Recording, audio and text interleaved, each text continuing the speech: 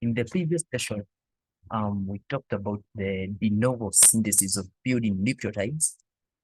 And in this session, we'll be looking at the purine nucleotide degradation.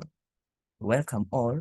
My name is Wallace Munyeri, and I'm the DIETARY. So welcome. Okay. So, purine nucleotide degradation. It can occur in, we can have degradation of dietary purines or degradation of purines which are synthesized by the de novo pathway. Okay, so degradation of dietary nucleic acids mainly occurs in the small intestines, where pancreatic nucleases usually hydrolyze them to nucleotides. Then the nucleotides are degraded to nucleosides, phosphorylated sugars, and free bases. Now, uric acid is the end product of intestinal purine degradation, and this uric acid usually is sent to the kidney where it is excreted. Okay. Also, purine nucleotides from de novo synthesis are usually degraded in the liver primarily, and the free bases are usually sent out from the liver, and they are usually salvaged by the peripheral tissues. Okay, so let's have a look at the degradation of the purines in the small intestine.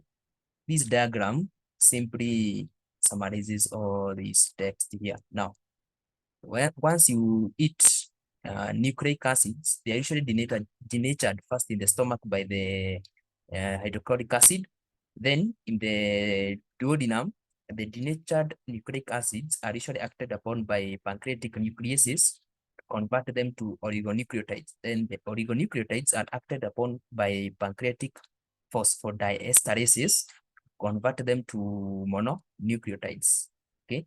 Then this in the ileum, the mononucleotides are acted upon by nucleotidases to form nucleosides, which are taken up by the enterocytes and acted upon by nucleosidases to form either deoxyribose 1-phosphate, pyrimidine bases, which will enter circulation and go to the liver, and purine bases. These purine bases are mainly degraded further to uric acid and transported to the kidney, where it is excreted in form of urine. Okay, that is what this text here. This diagram is a summary of this text here. So there is no need to look at it. Or you may pause the video and look at it if you want to take some notes. Now, let's look at now uric acid production. Okay. Now, let me take a pen. Let's start here. Adenosine monophosphate, AMP. Now, AMP can either be deaminated by the AMP deaminase or the adenylate deaminase to inosine monophosphate. Remember, this reaction takes place in the purine nucleotide cycle. Okay, and this ammonia will go to glutamate to form glutamine. Okay, or this adenosine monophosphate may be dephosphorylated, okay, to form adenosine, a nucleoside. This is a nucleoside, okay, by the 5' nucleotidase, okay. So you put in water and the phosphate group, position number 5 is removed. Then this adenosine might be further acted upon by the adenosine deaminase form inosine, okay, or the inosine monophosphate formed from AMP by the AMP deaminase might also be dephosphorylated to form inosine by, and that dephosphorylation is catalyzed by the 5' nucleotidase. Okay. Now we have formed inosine. Inosine is acted upon by the purine nucleoside phosphorylase, where we will use inorganic phosphate. Remember, this is a phosphorylase. The same, it has the same reaction mechanism like that of glycogen phosphorylase, but this is purine nucleoside phosphorylase. Then this in this reaction, the ribose 1-phosphate will be removed. Remember, ribose 1-phosphate and ribose 5-phosphate, they are interchangeable.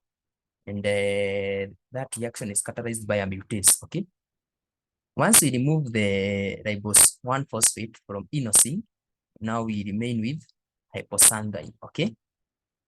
Remember, inosine is the nucleoside of hypoxanthine. Hypoxanthine is the, remember, nucleoside will consist of a sugar moiety and a nitrogenous base. Now, the nitrogenous base in inosine is hypoxanthine, okay? Now, what happens to hypoxanthine? Hypoxanthine is oxidized by the xanthine oxidase. We put in oxygen and water, and we release hydrogen peroxide here to form xanthine, okay? And you can see we are adding an oxygen at this position, position number 2, okay? Then, once we form xanthine, it is further oxidized by the xanthine oxidase at position number, remember this is at position number 8, here, so we are adding another oxygen as shown here by the xanthine oxidase to form now your uric acid. The reaction is that simple. When we are forming, that is when you are forming a uric acid from AMP. What about from the other purine, GMP? From GMP, we will first dephosphorylate it, a reaction catalyzed by 5' nucleotidase, okay?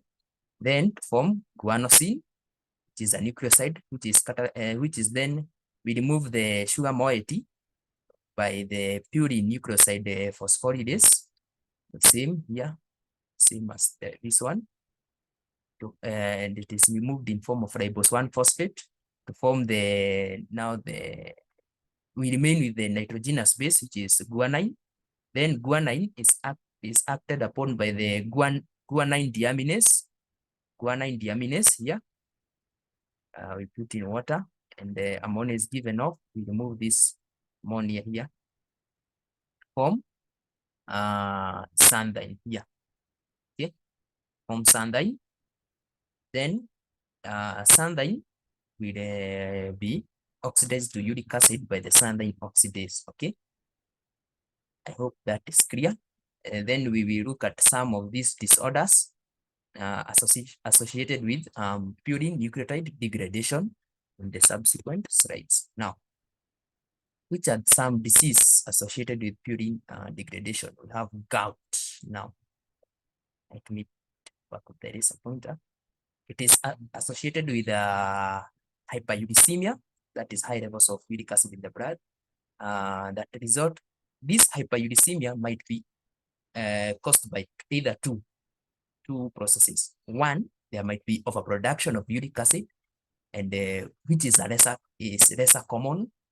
Okay, less than 10% of patients with hyperuricemia will have overproduction of uric acid, or might be caused by underexpression of uric acid, and this forms the bulk of patients with hyperuricemia. Okay, now hyperuricemia can lead to deposition of monophosphate urate crystals in joints, and this is followed by an inflammatory response to the crystals, causing at first we have an acute, then which will progress to chronic gouty arthritis. Okay, nodular masses of the monosodium urate crystals, which are known as tophi, may be deposited in the soft tissues, which results in chronic tophaceous gout. Okay.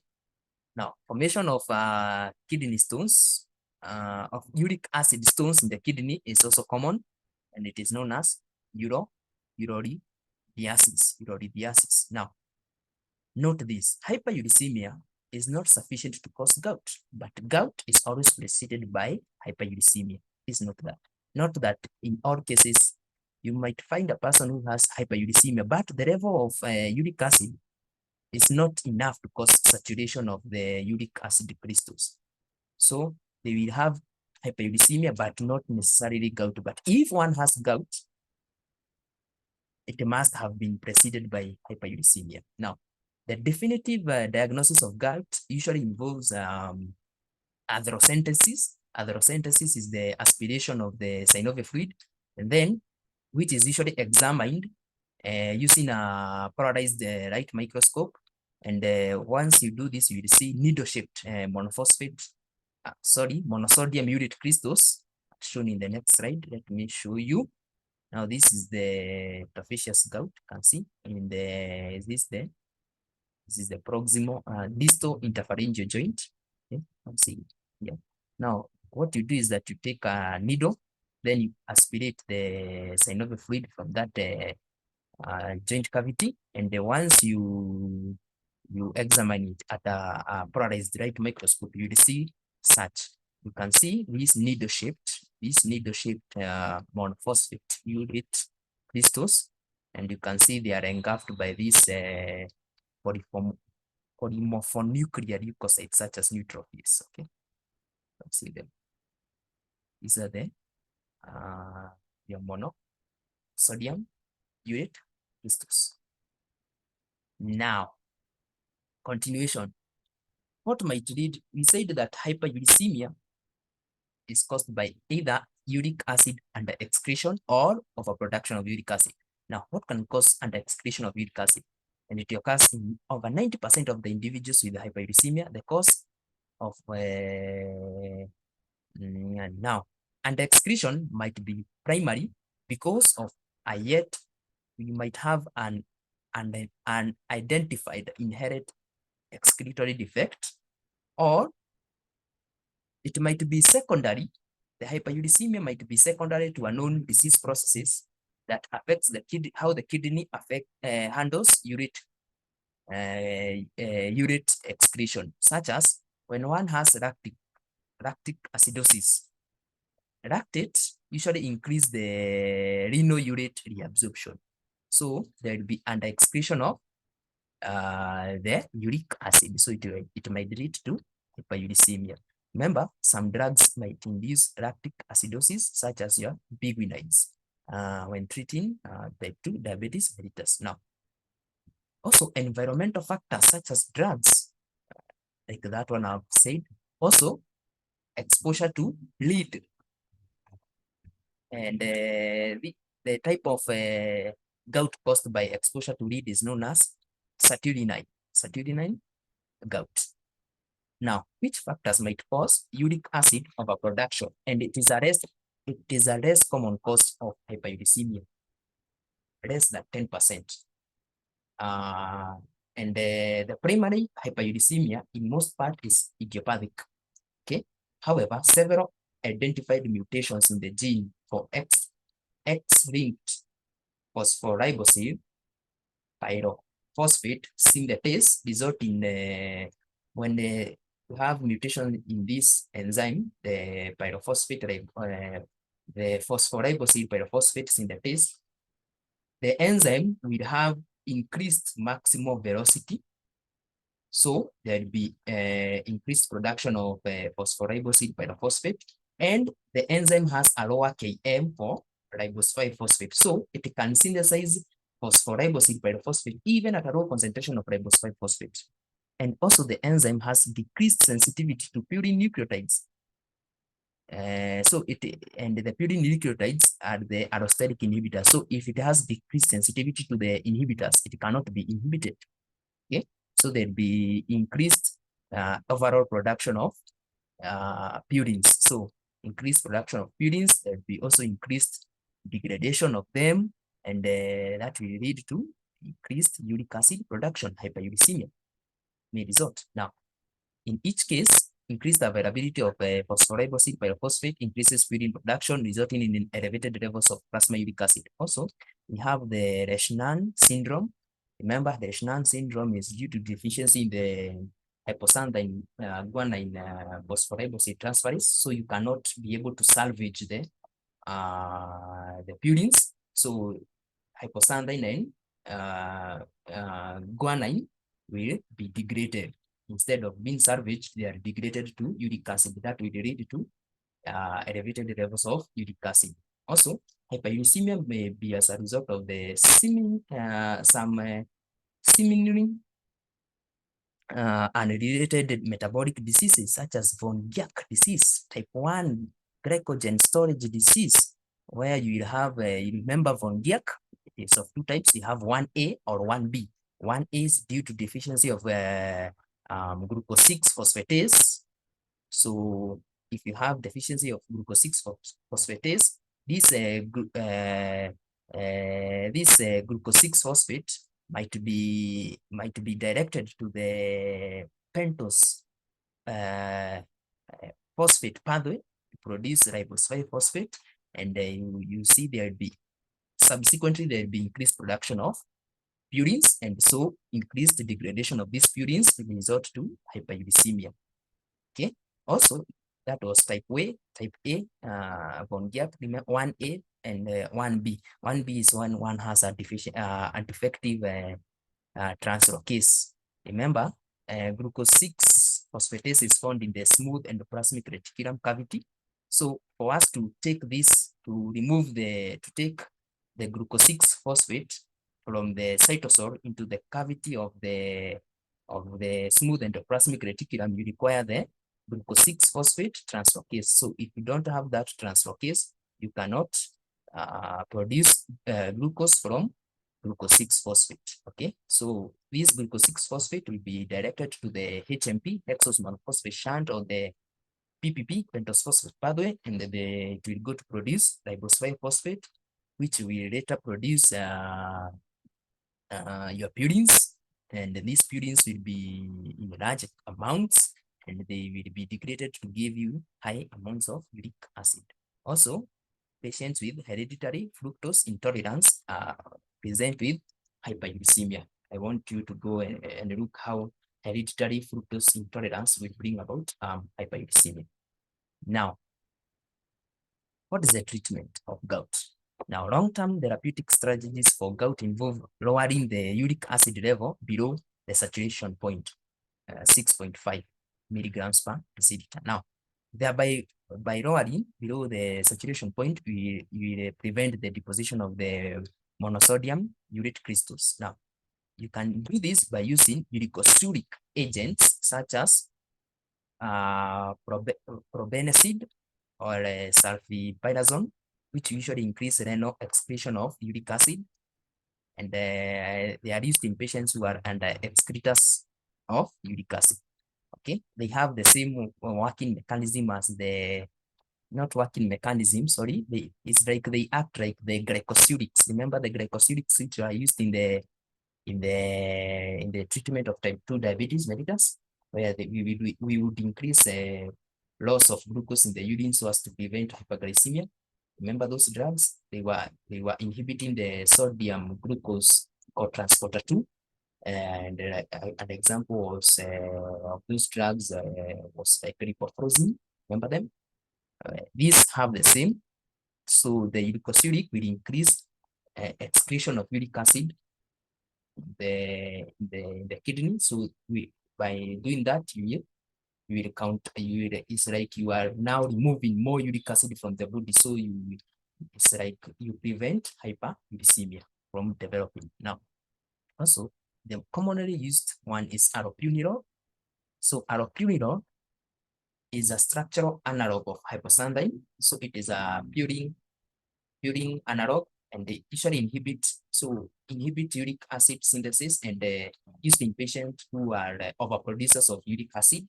Allopurinol is oxidized to oxypurinol, which is a long-lived inhibitor of xanthine oxidase. So, okay, so it is a competitive inhibitor of hypoxanthine and xanthine. Now, this results in by doing so, there will be accumulation of hypoxanthine and xanthine, which are more soluble than uric acid, so they cannot form crystals, so they cannot initiate inflammatory response. Also, in patients with the normal levels of hypoxanthine guanine phosphorybosid transferase, the hypoxanthine can be salvaged using the levels of the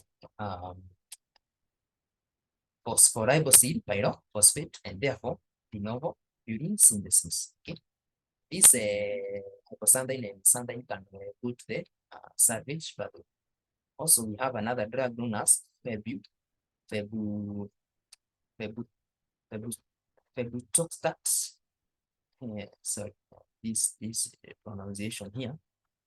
This drug, which is a non-purine inhibitor of xanthine oxidase, which is also available. So the difference between this drug and allopurinol is that allopurinol is a purine inhibitor of xanthine oxidase, but this one is a non-purine inhibitor of xanthine oxidase. Now, let's look at the last disease associated with purine degradation, which is the adenosine deaminase deficiency. Remember, adenosine deaminase is the one which was converting adenosine to inosine. Okay. Now, adenosine, ADA means adenosine deaminase. ADA is expressed in a variety of tissue, but in humans, lymphocytes have the highest activity of this cytoplasmic enzyme. So when you have a deficiency of this enzyme, it will result in accumulation of adenosine, which might be converted to ribonucleotides or deoxyribonucleotides formed by the cellular kinases. And one of the deoxyribonucleotides is DATP. And DATP inhibits ribonucleotide reductase enzyme. Ribonucleotide reductase is also the new ribonucleoside diphosphate reductase enzyme. And by doing so, we prevent production of deoxyribose containing nucleotides. Hence, you cannot make DNA and divide. Okay, and this is taking place in the lymphocytes mainly because that is where this enzyme is very important. Also, DATP and adenosine will accumulate other deficiency, and this will lead to developmental arrest and apoptosis of the lymphocytes. Okay. Now, in the most severe form of this autosomal recessive disorder, it will cause a type of severe combined immunodeficiency disease, SCID, which will involve a decrease in the T cells, B cells, and the NK cells, the natural killer cells. And the other deficiency accounts for about 14% of the cases of severe combined immunodeficiency disease in the States. Okay, treatment of this SCID will include bone marrow transplant, enzyme replacement therapy, also gene therapy. If one is not treated, if children are not treated, the infants, they usually die by 2 years. Also, purine nucleoside phosphoridase deficiency is a severe form of immunodeficiency, and because it primarily involves the T lymphocytes. Okay, so I think I've come to the sorry, I've not yet come. This is the ribonucleotide reductase. It has two subunits, R1, R2. R1 is also known as the alpha subunit, R2 beta subunit. R1, it has a catalytic site here, and then it has two allosteric sites. One is known as the substrate specific site and the activity site. Now, when DATP binds to the activity site, it will inhibit the reduction of all the other four, or the four. It will inhibit a reduction of the four ribonucleotides. Okay. So I think you have come to the end of that session, and thank you for your attention. And please subscribe for more anatomy and biochemistry content. And before I leave, let me go back to that diagram of this one.